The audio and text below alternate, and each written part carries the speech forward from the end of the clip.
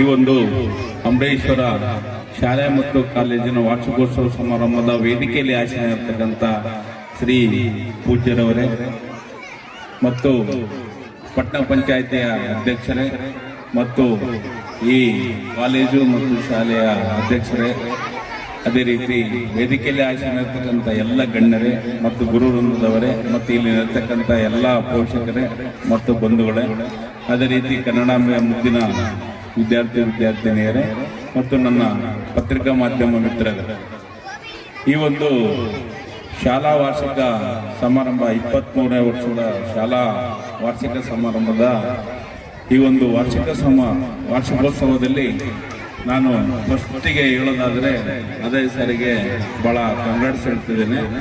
ಯಾಕಪ್ಪ ಅಂದರೆ ಇತ್ತೀಚಿನ ದಿನಗಳಲ್ಲಿ ಈ ಒಂದು ವಿದ್ಯಾಸಂಸ್ಥೆಯನ್ನು ಕಟ್ಟೋದು ಬಹಳ ಕಷ್ಟ.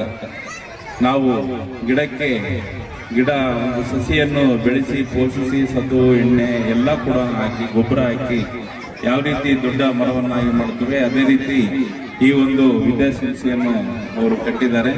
ಈ ವಿದ್ಯಾಸಂಸ್ಥೆ ಮುಂದೆ ಉಜ್ವಲವಾಗಿ ಬೆಳೆಯಲಿ, ಹಿಮಾಲಯ ಎತ್ತರಕ್ಕೆ ಅವರ ಈ ಒಂದು ವಿದ್ಯಾರ್ಥಿಗಳ ಭವಿಷ್ಯ ಮತ್ತು ಈ ಒಂದು ವಿದ್ಯಾಸಂಸ್ಥೆಯ ಭವಿಷ್ಯ ಉಜ್ವಲವಾಗಿ ಬೆಳೆಯಲಿ.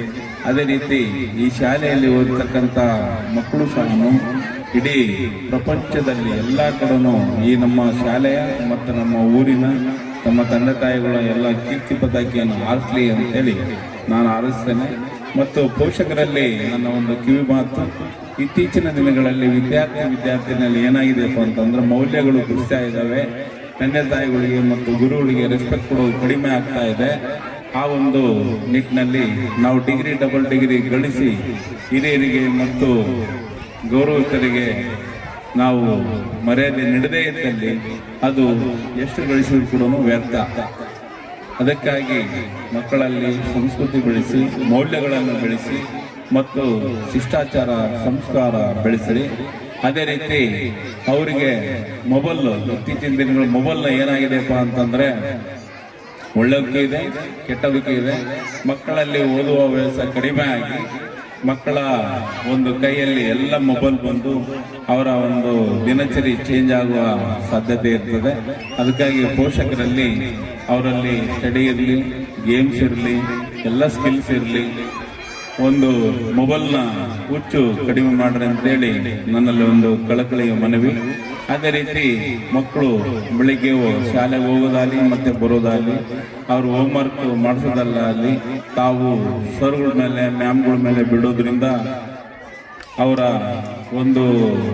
ಒಂದು ಬೆಳವಣಿಗೆಯಲ್ಲಿ ನಿಮ್ಮಗಳ ಕಾಳಜಿ ಕಡಿಮೆ ಆಗುತ್ತೆ. ಅದಕ್ಕಾಗಿ ಅವ್ರ ಕಾಳಜಿಯಲ್ಲಿ ನಿಮ್ಮದು ಸಹ ಪಾತ್ರ ಅತಿ ಮುಖ್ಯ. ನೀವು ಎಷ್ಟೆಷ್ಟು ಅವ್ರನ್ನ ಬೆಳೆಸುವಲ್ಲಿ ಕಾಳಜಿ ನೀಡ್ತೀರಿ, ಆ ಒಂದು ಕಾಳಜಿಯಿಂದ ಅವರ ಒಂದು ಮನಸ್ಸಿನಲ್ಲಿ ಒಂದು ಗುರಿ ಬರ್ತದೆ. ಆ ಗುರಿ ಸಾಧಿಸುವಲ್ಲಿ ಕಠಿಣ ಒಂದು ಪರಿಶ್ರಮದಲ್ಲಿ ಕೂಡ ನಿಮ್ಮದು ಪಾತ್ರ ಅತಿ ಮುಖ್ಯ. ಅಂದಾಗ ಮಾತ್ರ ಅವರು ತಮ್ಮ ಒಂದು ಗುರಿ ಸಾಧಿಸುವಲ್ಲಿ ಅತಿ ಮುಖ್ಯ ಪಾತ್ರ ವಹಿಸ್ತಾರೆ.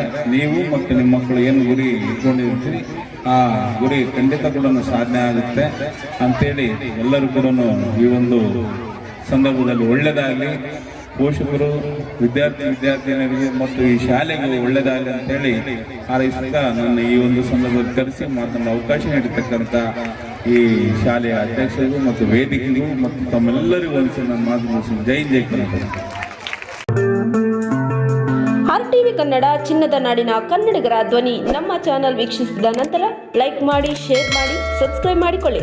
ರಾಯಚೂರು ಜಿಲ್ಲೆಯ ಪ್ರತಿನಿಧಿ ಶ್ರೀನಿವಾಸ್ ಮಧುಶ್ರೀ, ಹಟ್ಟಿ ಚಿನ್ನದ ಗಣಿ. ಧನ್ಯವಾದಗಳು.